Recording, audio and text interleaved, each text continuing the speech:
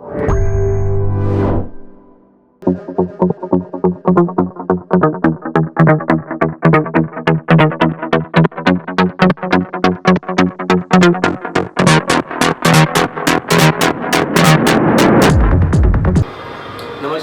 मैं गौरी शंकर दुबे यहाँ माँ अहिल्या की नगरी में सबसे महंगे स्थान पर बैठा हूँ। महंगे स्थान पर इसलिए क्योंकि सराफा क्षेत्र है। यहाँ करोड़ों अरबों रुपए की रकम विभिन्न शोरूम्स में होगी। निश्चित रूप से आदरणीय सुनील शर्मा साहब जो कि मेरे बगल में बैठे हैं, SHO है सराफा थाना के, उन पर जिम्मेदारियाँ बहुत हैं। लेकिन उनके सम्मान में एक बात कहना चाहूँगा कि जब पुलिस कमिश्नरी आने के पहले SHO पद TI के रूप में होता था, तब भी उन्होंने अपनी कर्तव्यनिष्ठता का अच्छे से गंभीरता से निर्वहन किया है। आदरणीय Sharma ji global web TV, नस्तर हेराल्ड टीवी, प्रभात किरण और इंदौर के कुछ अन्य प्रकाशनों के लिए हमारी यह सीरीज है हेलो SHO साहब। आदरणीय, सबसे पहला मेरा आपसे सवाल ये कि आपका जन्म कहाँ हुआ, कहाँ के रहने वाले? मेरा जन्मस्थल जिला शिवपुरी है। सन 1977 में मेरा डेट ऑफ जी। जैसे कि हम भारत के सबसे साफ स्वच्छ शहर में बैठे, जो कि लगातार 5वां नंबर बनाया है, फिर भी इंदौर के लेकर आपकी क्या फीलिंग्स है? क्या आप इंदौर को अपना दूसरा घर मानते हैं? बिल्कुल, इंदौर की तो ये तासीर ही रही है कि जो भी यहाँ आता है वो लगभग इंदौर में ही अपना स्थायी निवास बना लेता है जी। और इंदौर की तारीफ तो पूरे हम लोग जहाँ भी जाते हैं वहाँ इंदौर को सुनने को मिलती है। आदरणीय, स्कूल कॉलेज के दिनों में आपके फेवरेट गेम्स क्या थे जो आप खेला करते थे? स्कूल कॉलेज के समय पे हम लोग बैडमिंटन खेलते थे, और जैसे ही जॉब में आए तो लगभग बंद हो गया। आदरणीय, आपकी फिजिक जो है आप काफ़ी 6.5 फीट के लगभग, और आपकी फिजिक बता रही है आप बॉक्सर हो सकते हैं, रेसलर हो सकते हैं आप, तो इस तरह के खेलों में आप नहीं गए? नहीं, एक्चुअली हम लोग अपने कॉलेज का जो पढ़ाई है वो पूरी की और उसके तुरंत बाद जॉब लग गया, तो इसलिए ज़्यादा कहीं ऑप्शन थे नहीं जाने की। आदरणीय, यदि आप पुलिस अफसर ना होते तो दूसरा ऑप्शन क्या चुन रखा था आपने? मैं एक इंजीनियर बनना चाहता था। मेरी इलेक्ट्रॉनिक्स में काफ़ी रुचि थी और मैं एक इलेक्ट्रॉनिक इंजीनियर बनना मेरे एक ऑप्शन था।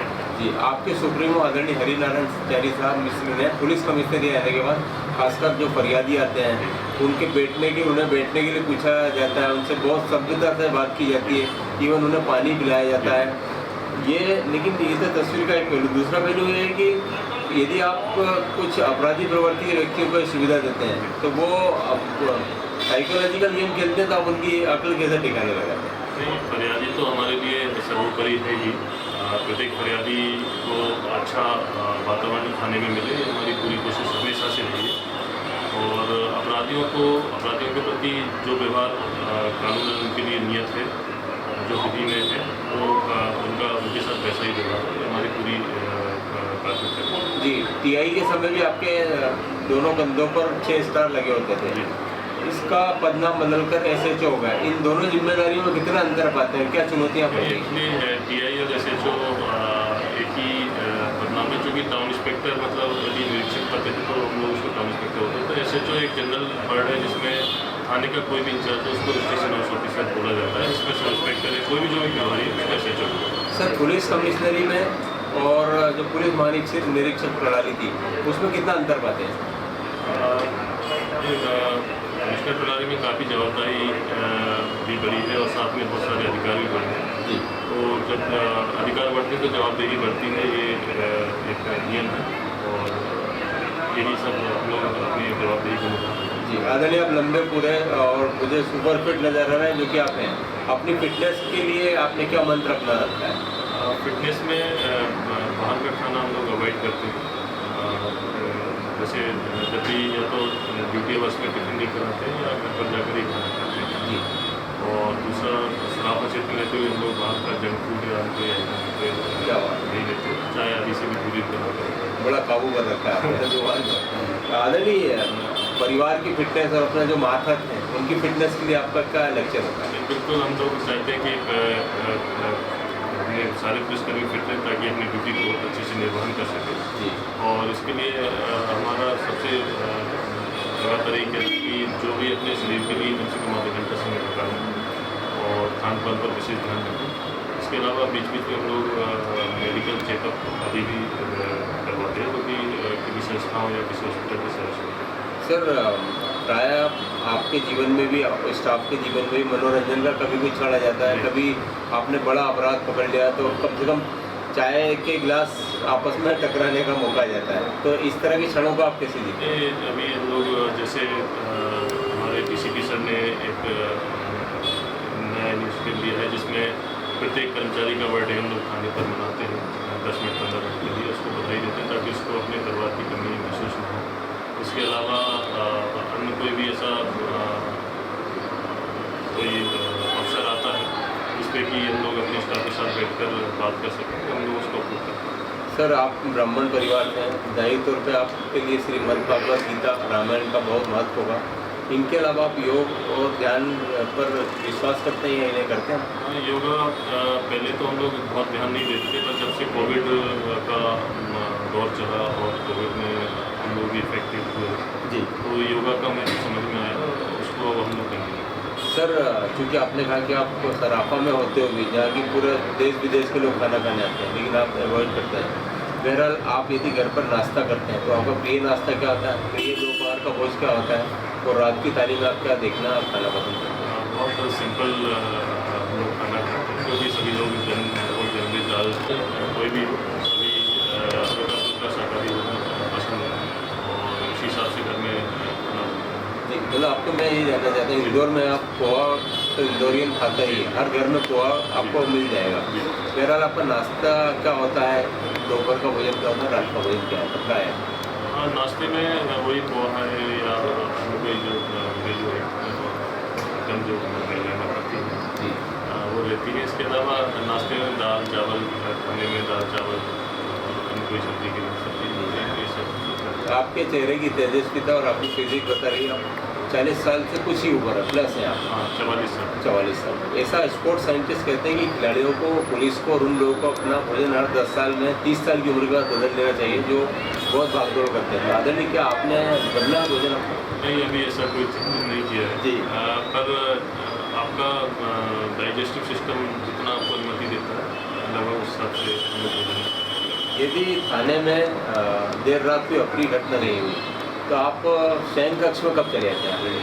हम लोग लगभग 12 बजे तक तो हर कोई खाने में रहता ही रहता है और 12 बजे के बाद ही हम लोग गश्त रवाना करके अपने व्यक्ति और गश्त रवाना होते हैं, तो लगभग एक तो नॉर्मली हर पीआई को बदल जाता है। सर, आप टेलीविज़न पर क्रिकेट, सिनेमा और जिन चैनलों पर राजनीतिक खबरें आती वो सोते सोते या सुबह देखना पसंद करते हैं? एक्चुअली बहुत समय से टेलीविज़न हम लोग देख नहीं पाते, ऑफिस में भी बहुत सारा काम रहता है और घर पे यदि जाना होता है तो समय इतना लेट हो जाते हैं कि फिर टीवी देखना संभव नहीं है। जी, फिल्म देखना पसंद करते हैं सर आप?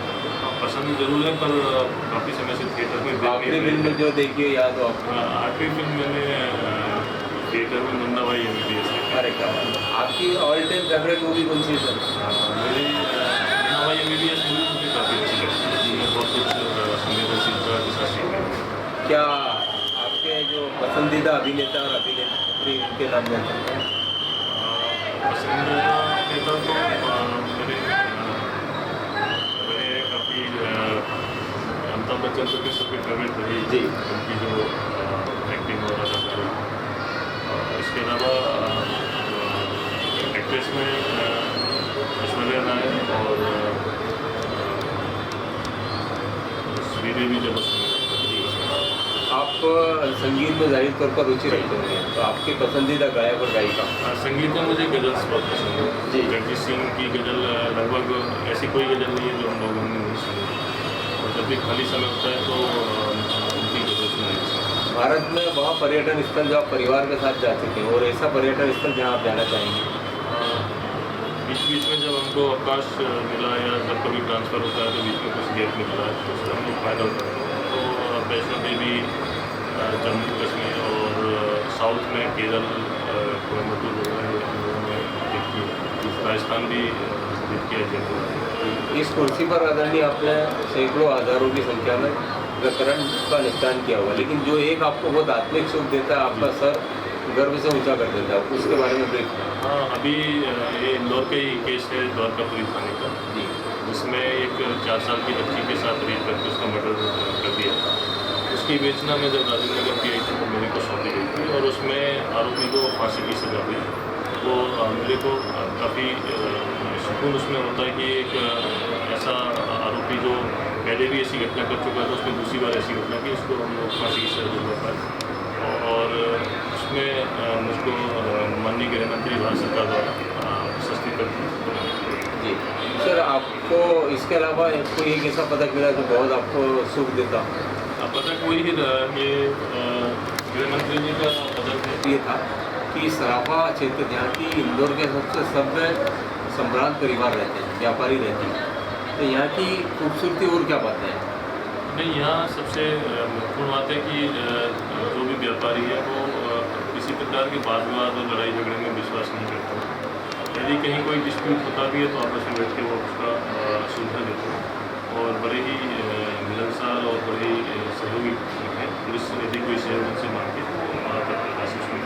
सर आखिरी सवाल, पहले टीआई अब SHO, इसकी इस कुर्सी पर बैठकर सराफा थाने की चुनौतियाँ क्या मानते हैं? इस सराफा थाने की सबसे बड़ी चुनौती है सुरक्षा व्यवस्था जी, क्योंकि यहाँ सारे थोक मार्केट हैं, सराफा है, बर्तन बाजार है, क्लॉथ मार्केट है, खजूरी बाजार है, सारे थोक बाजार हैं, बड़े बड़े व्यापारिक संस्थान हैं। क्योंकि सुरक्षा व्यवस्था संपत्ति संबंधी अपराधों की रोकथाम करना एक बहुत बड़ी चुनौती है, जिसमें हम लोग काफ़ी प्रयास दिन में भी और रात में भी करते हैं। इसके अलावा यहाँ महिलाओं से संबंधित भी काफ़ी बड़ा बाजार है, जिसको पहले लोग अटाला बाजार बोलते थे, पर हमने उसको कुछ परिवर्तन करके उसको अटाला बाजार चोर बाजार से हटा के अब एक गोपाल मंदिर मार्केट के नाम से इस्टेब्लिश किया है। वहाँ भी महिलाओं की सुरक्षा, महिलाओं के साथ किसी प्रकार की घटना न हो, किसी प्रकार की छेड़खानी न हो, उसको रोकने के लिए भी हम लोग काफ़ी प्रयास करते हैं और उसमें तो काफ़ी सफलता है। जब अंग्रेज भारत में थे और पुलिस व्यवस्था में ही लेकर आए थे, तब 1 स्टार वाले अधिकारी को 2 स्टार वाले अधिकारी को भी SHO यानी हाउस स्टेशन ऑफिसर कहा जाता था। लेकिन जब अंग्रेज चले गए, भारत ने अपनी प्रणाली अपनाई तो उसे टाउन इंस्पेक्टर का पद नाम दिया गया NTI। बहरहाल पुलिस कमिश्नरी लागू हुए इंदौर में 100 से ज़्यादा दिवस हो गए, अब TI को SHO कहा जाता है। ये जानकारी मैं आपको इसलिए दे रहा हूँ क्योंकि इंदौर में आज भी बहुत सारे लोग थाना प्रभारी को TI ही कहते हैं। बहरहाल आदरणीय सुनील शर्मा साहब, जिन्होंने बहुत शॉर्ट नोटिस पर हमसे बात करना स्वीकारा, मैं आदरणीय के भीतर बैठे अधिकारी और परमात्मा को बहुत बहुत प्रणाम करता हूँ। सर हमसे बात करने के लिए बहुत बहुत धन्यवाद। बहुत बहुत